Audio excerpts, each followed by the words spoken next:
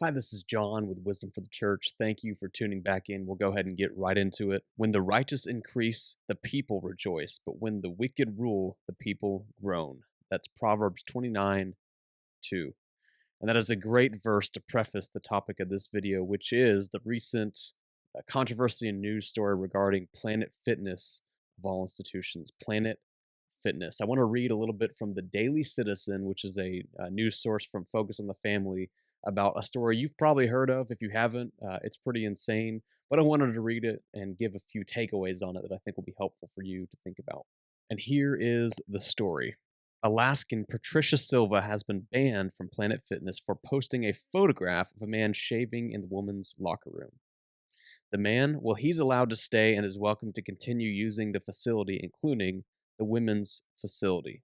Planet Fitness statement says this: as the home of the judgment-free zone, Planet Fitness is committed to creating an inclusive environment, the company's chief corporate affairs officer, McCall Goslin, told Fox News.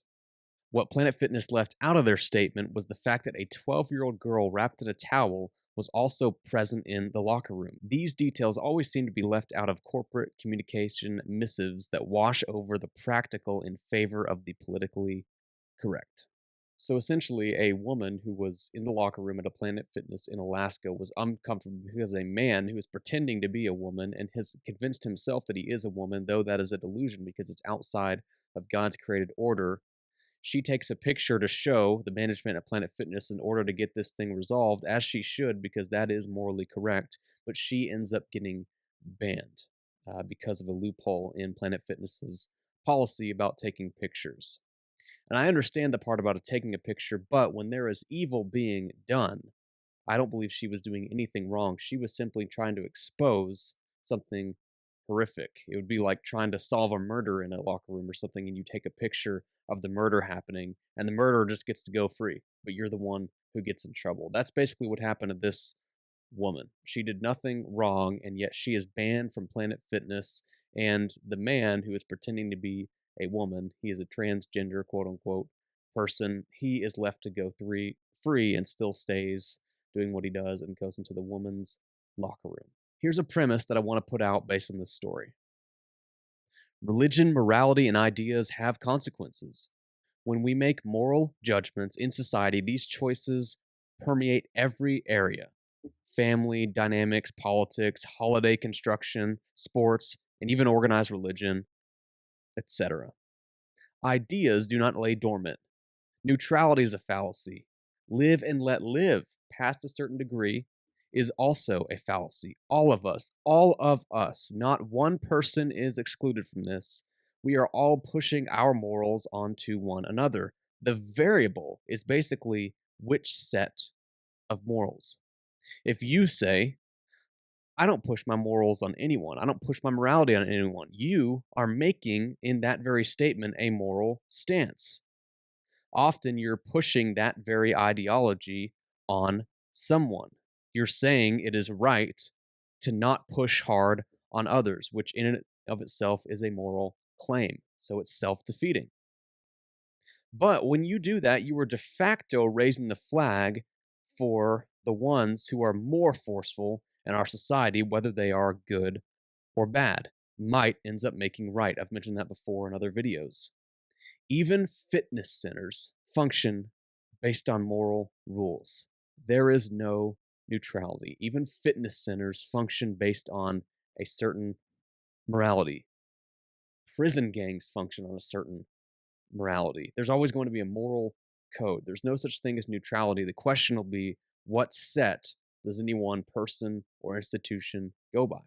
And LGBTQ and transgenderism is simply a tenet, a modern tenet of paganism, worship of false gods, in this case, often the worship of self, becoming my fully actualized and authentic self. It is simply a denial of God's set reality and making reality up in one's own image. There is no neutrality. It is a religion, a modern form, an offshoot, we'll say, a fruit, part of paganism, just worshiping false gods, the worship of self. That is at the root of this sort of rebellion of transgenderism, denying God's reality. And why do I bring up this story, the story about Planet Fitness making this sort of moral judgment and who gets penalized and who gets rewarded, all these sorts of things? I say it because I think it is overall a microcosm of a much grander problem in our society. In this particular case, the woman, the real, actual woman under God's design, woman who was born a biological woman, she was penalized for doing something that was right, defending and living based on real reality. The man who is pretending to be a woman, even if he is fully convinced in his own mind, even if he is sincere about it, who believes that he is a woman, is living a lie and is enforcing that lie on others. Planet Fitness has culpability because they have chosen to live by lies and they have chosen to live based on not God's reality, but a reality created in their own image. So not only is the woman penalized, but now plenty of other women and maybe men are penalized because they are forced to live in this fake reality, even if some of them want to live in it willingly. Essentially, condoning evil only leads others into sin, and ultimately, apart from the work of Christ, their final destination will be eternity in hell. So condoning evil is not a good thing. It leads others to hell. So that's the foundation I wanted to lay with this story. Basically, there is no neutrality. Everyone is functioning based on a god or some sort of something that they worship that is ultimate to them. And ultimately, that will permeate every facet of life: organized religion, politics, voluntary associations, art, history, and even, yes, gyms and fitness centers will function based on a code. The question is, what kind of code? And we all live in God's world. Jesus Christ is Lord, and so everyone is held accountable to live according to his revealed reality and by his character. No one is without excuse. View Romans 1 and 2. So here's some takeaways I have based on this story, and I hope they're helpful for you to think through and apply where it can be. Takeaway number one is this: live and let livers are partly to blame for this story and this type of story occurring. Live and let livers are partly to blame. And what I mean is this: if you or I have accepted the premise that it's okay to do whatever you want as long as it's in the privacy of your own bedroom, let's say, or as long as it's over here, or as long as it's over there, and it's not right to tell others what to do or to promote a certain kind of morality, in this case, to promote Christ as Lord and call others to repentance and faith in Him for their own good, live and let live does not work, and it's not even biblical. We do not put a gun to people's head. Don't get me wrong. We don't put a gun to someone's head saying, you better do exactly what I say at all times. But we are called to be about the true law of God in the land. And we are to promote that which is good so that others might benefit, right? We have laws against murder, for example, for a reason. Even though there are plenty of people in our nation that are not Christians, we still have general laws that are in place for the common good. And other institutions that are voluntary, like a fitness center, they need to function based on a code that is consistent with God's character. So live and let live, and I do not think that I'm exempt from falling into this kind of thinking in a lot of the history of my life, does not help others, because live and let live led to this sort of a thing happening. Live and let live started small and then grew bigger and bigger and bigger and bigger until enough people are convinced that this sort of thing is right, and someone who's doing the righteous thing, that is the true woman, she's penalized. And that's because of potentially cowards in my past, like me, saying, well, it's okay as long as it doesn't bother me.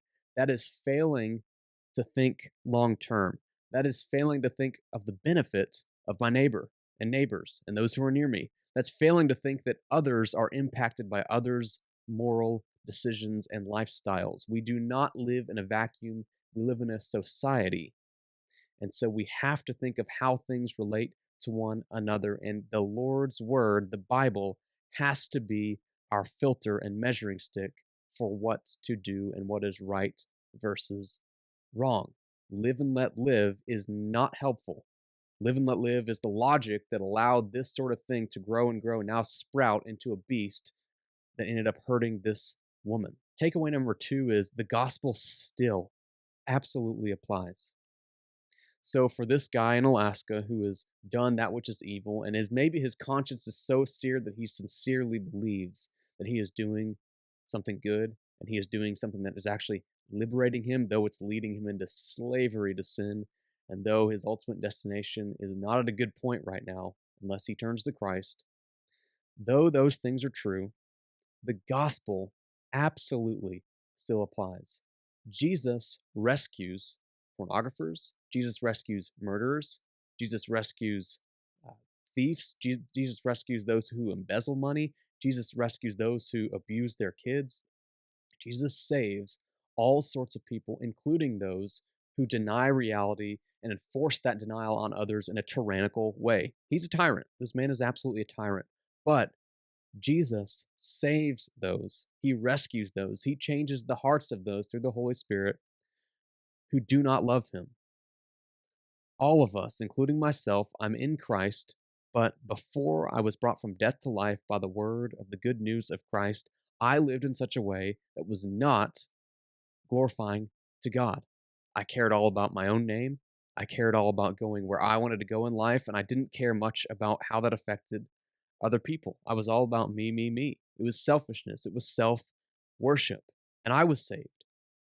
Everyone who has ever been brought to Christ knows that you are, by nature, apart from him, a sinner. And so is this man who's living in a delusion.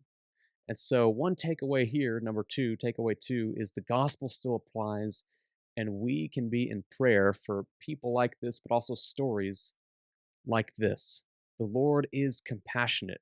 It may be that this man is brought so low someday that he sees his need for Jesus, and it becomes a tremendous story.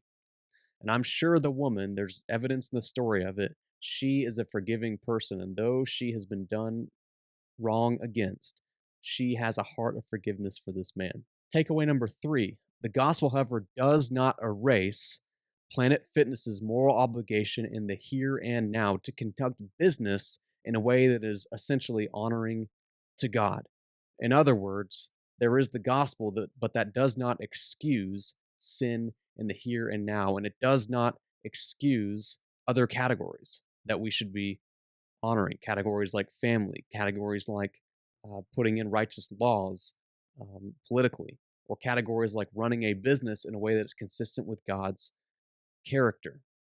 So Planet Fitness is not off the hook, but Planet Fitness as an institution and as that local branch somewhat, they need to admit this evil and turn from it. And who knows, maybe that could happen. Doesn't seem like it will, but maybe, just maybe, it could. So the gospel does not erase the fact that men are called to live in a certain way before God that is honoring to him. Planet Fitness needs to ban the offender, this man who is pretending to be a woman, and it needs to welcome back this true woman who was harmed.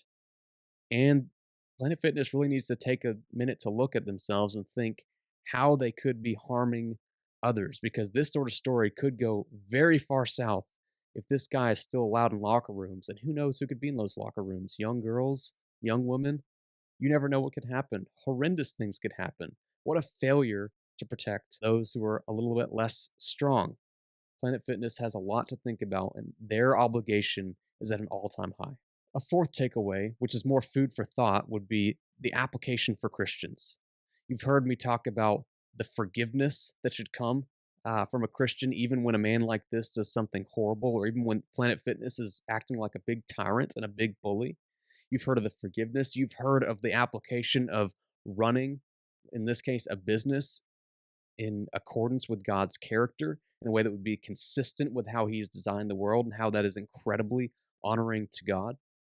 So, those are a couple applications, but one way to think about it, I think, would be how a Christian can function in scenarios like these, in the modern morality of paganism, and the way that that takes, a lot of times at least, worship of self. And even if it's more collectivistic, this sort of collectivistic revolution toward becoming our great self and essentially rebelling against any sort of basic tenet of what God has given us in the Bible. And so, how do we apply our Christianity? Well, we apply our Christianity if we're staying in an institution like a Planet Fitness by speaking the truth in love and living in a way that is consistent with that. And I would say that the woman who spoke up in that Alaskan Planet Fitness was a good example of applying her faith. I don't think she was probably mean spirited. I don't think that she went out of her way to ruin someone's life, but she spoke the truth in love. She didn't muzzle what she knew was right. And in this case, it led to some sort of persecution, and it didn't lead to her having the best day. But she honored God by exposing the deeds of darkness, see the book of Ephesians, with the light. Another way to think about this would be strategically as Christians. I think it's important to know the sign of what times that we live in. The times that we live in are increasing hostility toward basic good in society and basic common grace. We're rebelling against God in terms of what he says is right about gender and about being human and about all these foundational level one sort of categories. And so Christians can think strategically about banding together or using the skills that you have to produce something that is parallel with other institutions and realms that are basically folding, rebelling against God, and then thus kicking Christians out. So, what's a perfect application here, or a perfect example? How about a Christian who has the finances or can band with other Christians who know a thing or two about fitness and starting their own gym and can run it based on essentially God's precepts of honoring one's neighbor, honoring image bearers, and living in light of God's reality? So we can create imitations and maybe even better institution based on God's principle than what we currently see in the current landscape. It's very easy to complain about something bad like a Planet Fitness or something bad that happens over here in this type of business or in this big bank or in this thing. But maybe Christians can think strategically about doing something better and different right alongside while this over here potentially crumbles.